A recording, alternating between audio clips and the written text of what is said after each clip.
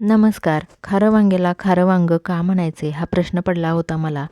तसे तर वांगी अनेक प्रकारे बनवतो आपण, पण त्यातला एक प्रकार म्हणजे खारं वांगं.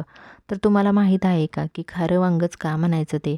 तर मला असं वाटतं की यामध्ये हिरवी मिरची आणि कोथिंबीर थोडी जास्त वापरली जाते, म्हणून याला खारं वांगं म्हणायचं. तर तुम्हाला काय वाटतंय ते मला कमेंट करून नक्की कळवा आणि चॅनलवर नवीन असाल तर चॅनलला सबस्क्राईब करा. इथे मी पिटुकली आणि कोवळी वांगी घेतलेली आहेत. देठ आणि काटे काढून टाकायचे आणि वांगी घेताना नेहमी चेक करून घ्यायची. तर आतून अशी वांगी किडलेली असतात. तर ही वांगी छान आहेत, बघताय तुम्ही.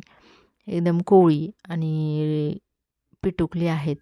तर इथे मसाला करण्यासाठी सुकं खोबरं, आलं, लसूण, जिरे आणि हिरवी मिरची घेतली आणि हे वाटण करण्यासाठी इथे मी कोथिंबीर थोडी जास्त वापरलेली आहे.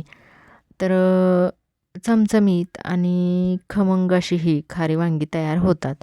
तर ही रेसिपी तुम्हाला कशी वाटते ते सुद्धा मला कमेंट करून नक्की कळवा.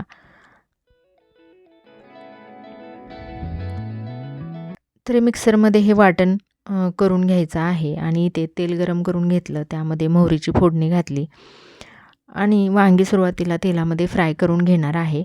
तर तेल उडत होतं म्हणून मी प्लेट झाकून ठेवली होती. तर वांगी आता छान फ्राय झालेली आहेत. त्याच तेलामध्ये मसाला फ्राय करून घेऊ आपण.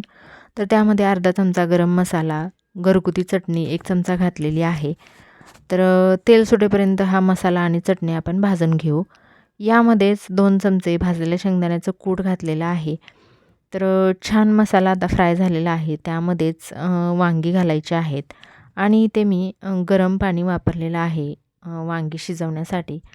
तर जेवढं गरज आहे तेवढंच पाणी घालायचं आहे. तर पहा इथे मी आम्हा तिघांसाठी ही भाजी केलेली आहे. तर छान ही भाजी 15 ते 20 मिनटामध्ये शिजलेली आहे. पाहताय वांगीसुद्धा खूप छान शिजलेली आहेत. तर अशाच नवनवीन रेसिपीज पाहण्यासाठी व्हिडिओला लाईक करा, शेअर करा. Thanks for watching.